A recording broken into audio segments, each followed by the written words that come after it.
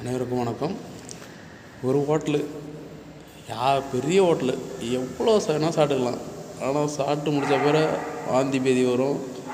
ஆனால் சாப்பிட்லாம், உயிருக்கு உத்தரவாதம் கிடையாது. சாப்பிடுவீங்களா? யாருமே போக மாட்டாங்க. அதேமாதிரி ஒரு பஸ்ஸு, நல்ல ஒரு பெரிய பஸ்ஸு 60 பேர் போகலாம். அதில் ஃப்ரீ, எங்கே வேணாலும் போகலாம். ஆனால் அவங்க உயிருக்கு உத்தரவாதம் கிடையாது. யாராவது போவாங்களா? போக மாட்டாங்க.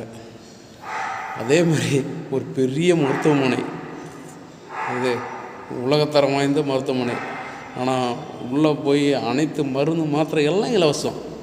ஆனால் அவங்க உயிருக்கு உத்தரவாதம் கிடையாது. யாராவது போவீங்களா?